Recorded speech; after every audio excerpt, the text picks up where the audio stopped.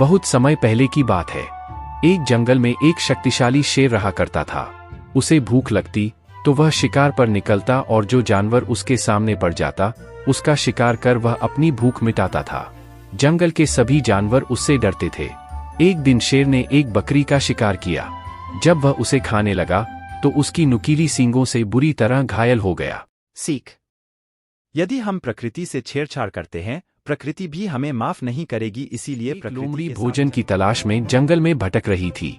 एक पेड़ के पास से गुजरते हुए उसकी नजर ऊंची डाल पर बैठी चिड़िया पर पड़ी। वह ठिठक गई।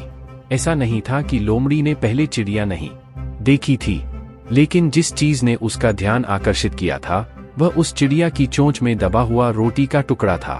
अब कहीं और जाने की जरूरत नहीं, ये रोटी अब मेरी है। चालाक लोमड़ी ने मन ही मन सोचा और पेड़ के नीचे जाकर खड़ी हो गई। फिर ऊपर सिर उठाकर मीठी आवाज में चिड़िया से बोली, शुभ प्रभात मेरी बहन। लोमड़ी की आवाज सुनकर चिड़िया ने अपना सिर नीचे झुकाया और लोमड़ी को देखा, लेकिन अपनी चोंच उसने कसकर बंद रखी और लोमड़ी के अभिवादन का कोई उत्तर नहीं दिया। तुम कितनी सुंदर हो बहन, लोमड़ी ने अपनी बोली में पूरी मिठास झोंक दी। देखो तुम्हारे पंख कैसे चमक रहे हैं।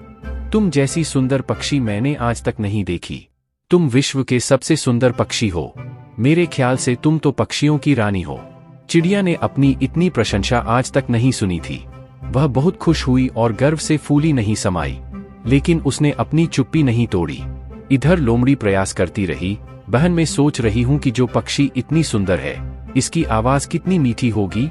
क्या तुम मेरे लिए एक गीत गुनगुना सकती हो?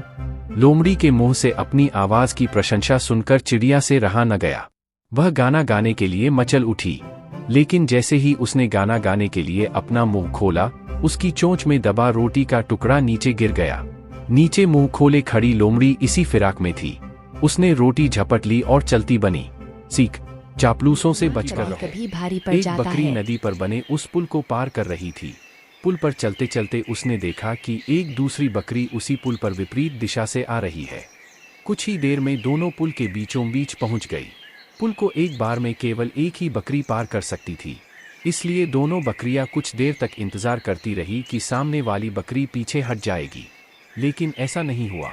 दोनों में से कोई भी अपनी जगह से नहीं हिली, बल्कि अकड़कर खड़ी रही। तब एक बकरी दूसरी बकरी से बोली, तुम मुझे जाने का रास्ता दो, क्योंकि मैं तुमसे बड़ी हूँ। इस बात पर दूसरी बकरी हंस पड़ी और बोली, होगी तुम मुझसे बड़ी, लेकिन मैं तुमसे कहीं ज्यादा ताकतवर हूँ। मैं तुमसे जल्दी ये पुल पार कर लूँगी, इसलिए तुम मुझे रास्ता दो। पहली बकरी बोली, मैं तुमसे बड़ी भी हूँ और ताकतवर भी, इसलिए हट जाओ। कुछ देर तक दोनों में इस बात पर बहस होती रही कि दोनों में कौन ज्यादा ताकतवर है। फिर बहस लड़ाई में बदल गई। दोनों अपनी सींगों से एक दूसरे पर वार करने लगी। धीरे धीरे उनकी लड़ाई बहुत बढ़ गई।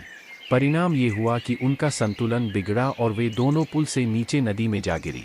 नीचे नदी की तेज धार उनको बहा ले गई और अंततः दोनों मर गई।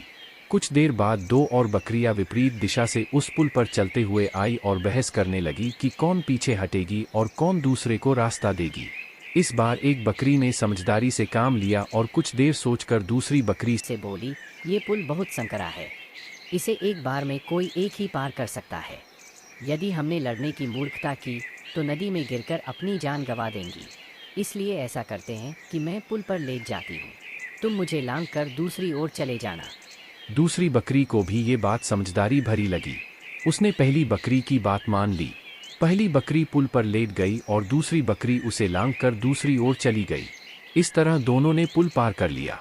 सीख: 1. गुस्सा और अहंकार बर्बादी की ओर ले जाता है। 2. वहीं समझदारी से काम लेने पर हर समस्या का समाधान निकल आता है।